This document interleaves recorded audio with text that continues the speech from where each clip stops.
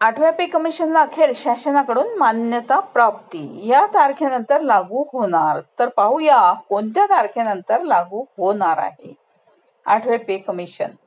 तर अखेर 8व्या वेतन आयोगाच्या संदर्भात मोठी माहिती पुढे आली आहे. केंद्र सरकारने 8व्या वेतन आयोगाच्या शिफारशी मान्य केल्या आहेत. या संबंधीची अधिकृत घोषणा सरकारने अजून केली नाही, पण प्रसार माध्यमांच्या सूत्रांप्रमाणे या मागण्या मान्य झाल्या आहेत. लवकरच याविषयी घोषणा केंद्र सरकार करू शकते.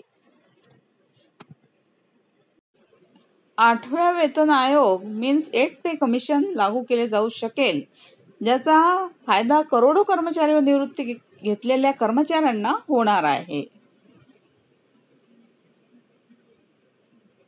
आता सध्या या शिफारसींची कागदी पूर्तता सुरू आहे. प्रत्यक्षात तो मिळाला आणखी काही अवधी लागू शकतो असे सांगण्यात आले. 8वे वेतन आयोग जानेवारी 2026 महिन्यात म्हणजे जानेवारी महिन्यात कार्यरत होऊ शकतो. प्रत्यक्षात कर्मचाऱ्यांच्या हातात पैसे पडण्यासाठी आर्थिक वर्ष 2027 उजाडू शकते, आता असा तज्ज्ञांचा कयास आहे. जर मंजुरी मिळाल्यास कर्मचाऱ्यांचे तसेच पेन्शनर निवृत्ती वेतन 30% ते 40% वाढू शकते, त्यामुळे सरकारवर एकूण 1.08 लाख कोटींचा अतिरिक्त बोजा पडणार आहे.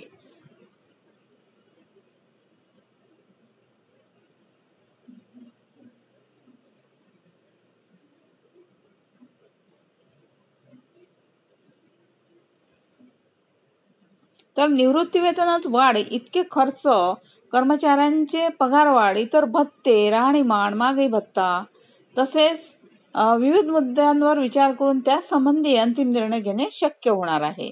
फिटमेंट फॅक्टर आधारे यांचे निश्चित मूल्यांकन होणार आहे. सध्या आकडेवारीनुसार भारतात 44 लाखांपेक्षा अधिक शासकीय कर्मचाऱ्यांना या कमिशनचा लाभ होणार आहे.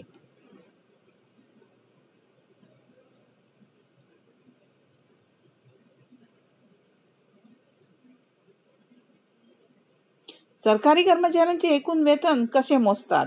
तर सरकारी कर्मचाऱ्यांच्या पगारात मूळ वेतन, महागाई भत्ता, DA, घरभाडे भत्ता मीन्स HRA आणि वाहतूक भत्ता यांचा समावेश असतो.